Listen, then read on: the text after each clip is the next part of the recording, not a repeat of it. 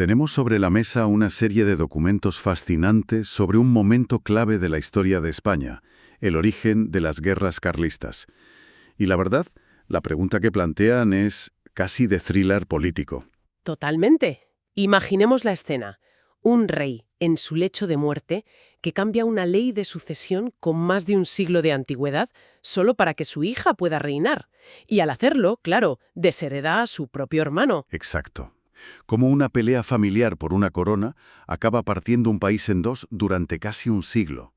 Hoy vamos a sumergirnos en estos textos para iniciar un análisis sobre este conflicto, centrándonos exclusivamente en eso, en los orígenes, en la chispa que lo encendió todo. Es que es imposible entender el carlismo, y yo diría que gran parte de la España contemporánea, si no diseccionamos los últimos años del reinado de Fernando VII. Como bien dicen las fuentes que manejamos, esto va mucho más allá de una simple pelea de familia. Claro. Es el choque frontal de dos visiones de España, dos mundos que ya no podían coexistir. Nuestro objetivo hoy es desentrañar la famosa cuestión sucesoria, viendo no solo los decretos, sino las intrigas de palacio, los movimientos políticos que llevaron a esa división. Una división entre isabelinos o cristinos y carlistas, nombres que suenan a historia pero que en el fondo esconden una fractura muy profunda. Para entender cómo se llegó a ese punto creo que tenemos que irnos un poco para atrás, a la España que se encuentra Fernando VII cuando vuelve. El panorama que pintan los documentos es de un caos absoluto, un auténtico hervidero. Claro, veníamos de la Guerra de la Independencia. Exacto. La guerra contra Napoleón no solo devasta el país, sino que lo fractura ideológicamente de una forma brutal. Los textos identifican hasta 4 grandes corrientes que luchaban por imponerse. Por un lado, los absolutistas puros, que querían volver al antiguo régimen como si no hubiera pasado nada. Borrarlo todo. Sí. Luego estaban los llamados afrancesados, que miraban a Francia como el modelo de modernidad. Y en el otro extremo los liberales, ¿no? Los de las Cortes de Cádiz. Esos son los que impulsaban una constitución burguesa, una ruptura total con el pasado. Y bueno, entre medias había un grupo de reformistas moderados que buscaban una especie de camino intermedio. Y en medio de todo ese lío, en 1814, regresa Fernando VII, el deseado, que luego la historia conocería como el Rey Felón. Y su primera acción ya lo dice todo. Es una declaración de intenciones, sí. En lugar de jurar la Constitución de Cádiz de 1812, que era lo que se esperaba, lo que esperaban los liberales, claro. Pues se apoyan los absolutistas y da un golpe de Estado con todas las letras. Es que es un momento decisivo. El 10 de mayo de 1814 ordena detener a los diputados liberales. Y con ese famoso decreto del 4 de mayo, anula de un plumazo toda la legislación de las Cortes. Toda. Vaya. Reinstaura el absolutismo más férreo. Y esa acción es una herida que se reabre en la sociedad española y que, bueno, ya no va a cicatrizar. La polarización se vuelve extrema. Y en ese polvorín, los documentos señalan la ley de sucesión como la mecha definitiva. Para entenderlo, tenemos que hablar de la ley sálica, aunque el nombre popular no es del todo exacto. No, no lo es. A ver, en 1713, el primer Borbón, Felipe V, establece un auto acordado para alinear la sucesión española con la francesa. Esta norma daba preferencia absoluta a los hombres. Las mujeres solo podían reinar si se extinguían todas, absolutamente todas, las líneas masculinas. O sea, casi imposible. En la práctica, imposible. Pero aquí es donde uno de los textos que manejamos subraya un detalle que es fundamental. A ver. Esto no es una idea nueva de Fernando VII. Es más bien una bomba de relojería legal que llevaba 40 años esperando en un cajón. ¿Cómo es eso? Pues mira, en 1789, durante el reinado de Carlos IV, su padre, las Cortes se reúnen y le piden al rey, en secreto, que anule esa ley de 1713 y se vuelva al sistema tradicional castellano, el de las partidas, que sí permitía reinar a las mujeres. ¿Y el rey qué hizo? El rey estuvo de acuerdo. Se aprobó. Pero, por el lío de la Revolución Francesa, por no enfadar a los Borbones de Francia, nunca se llegó a publicar oficialmente como pragmática sanción. Se quedó aprobada, pero guardada. Qué bueno. O sea que Fernando VII no se inventa un derecho para su hija. No. Lo que hace es activar uno que legalmente ya existía en la sombra. Eso cambia mucho la perspectiva, ¿no? Totalmente. Él, después de 3 matrimonios sin hijos y casado con María Cristina, ve que por fin puede tener descendencia. Así que, antes de saber si sería niño o niña, decide no arriesgarse. El 29 de marzo de 1830 ordena desempolvar esa decisión de 1789 y publicarla. Y unos meses después nace Isabel. Exacto. Y con esa publicación, la puerta al trono ya estaba abierta para ella. Claro, una jugada que sacaba de la ecuación a su hermano Carlos María Isidro, que hasta ese momento era el heredero indiscutible y el ídolo de todos los absolutistas. Los partidarios de Carlos entonces dicen que es ilegal.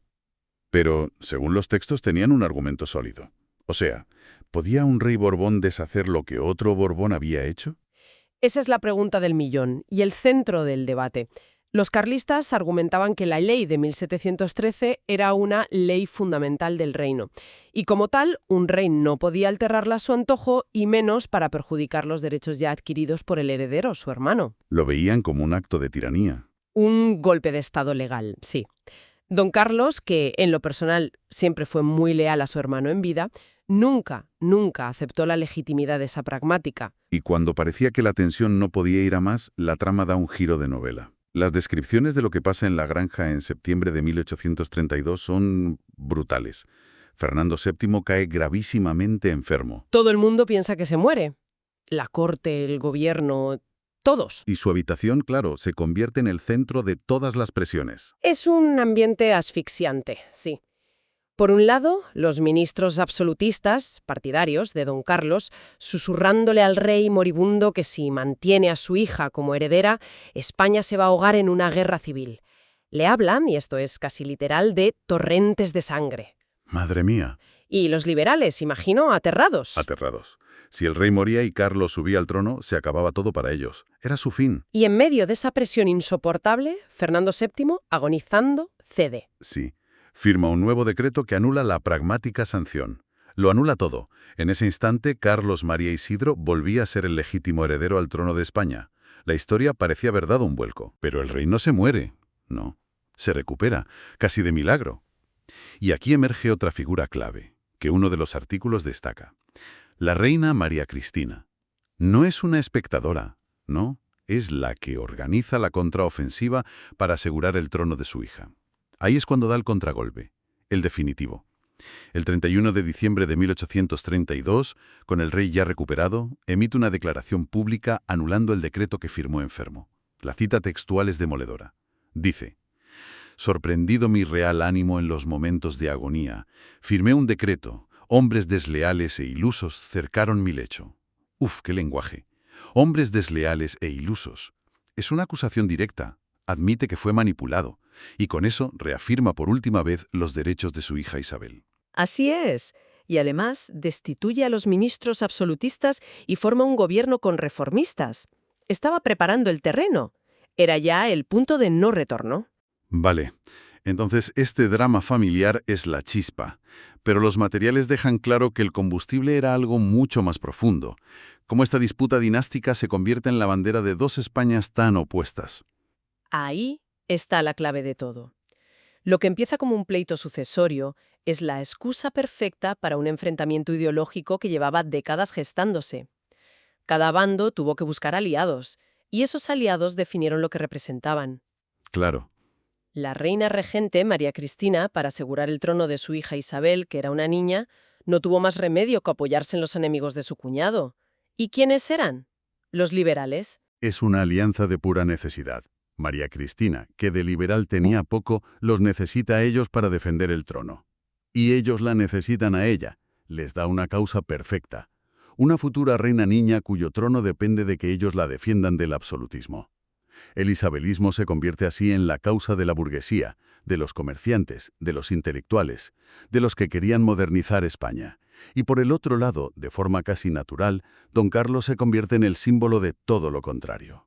Exacto. Aglutinó a todos los que se sentían amenazados por ese nuevo mundo. Se convirtió en el estandarte de la España tradicional. ¿Quiénes eran exactamente? Pues los defensores del absolutismo más puro, los que defendían los fueros y las leyes antiguas de reinos como Navarra o el País Vasco frente al centralismo liberal. Y, de forma muy destacada, los defensores y un catolicismo militante que veían en el liberalismo al diablo. La causa dinástica les dio una bandera. Les dio una bandera y un rey por el que luchar. El escenario está listo. El 29 de septiembre de 1833, Fernando VII muere. Su hermano, don Carlos, desde Portugal, no reconoce a su sobrina y se proclama rey como Carlos V. La mecha ya estaba encendida, solo faltaba la primera llama. Y no tardó. Pocos días después, el 3 de octubre, un funcionario de correos en Talavera de la Reina, Manuel María González, lanza el primer grito de «Viva Carlos V». Y ese es el inicio oficial de la Primera Guerra Carlista. Una guerra que duraría 7 años. Y que sería solo la primera de una serie que marcarían a sangre y fuego todo el siglo XIX. Así que, resumiendo, la cuestión sucesoria fue la chispa, el detonante, pero el incendio se alimentó de una fractura social, política e ideológica que venía de mucho antes. Mundos enfrentados que ya no cabían en la misma España. La lucha por el trono fue solo el mecanismo que permitió que toda esa tensión acumulada estallara de la forma más violenta. Esto nos deja una pregunta fundamental para nuestro próximo análisis. Más allá de la lealtad a un rey u otro, ¿qué defendían realmente los carlistas? ¿Qué significaba su ideología? Pues ese será precisamente el foco de nuestra próxima inmersión. Vamos a meternos de lleno en la ideología carlista, en su famoso lema, Dios, patria, rey y fueros, para desgranar qué significaba cada una de esas palabras para ellos. Excelente. Y para terminar, una reflexión que me queda de todo esto. Los consejeros le advirtieron a Fernando VII de que su decisión provocaría un baño de sangre. Él cambió de opinión y luego volvió a cambiarla. Al final, la guerra estalló igualmente. Cabe preguntarse si, llegado a ese punto, con dos Españas ya tan enfrentadas, el conflicto civil era ya inevitable, firmara quien firmara el último decreto.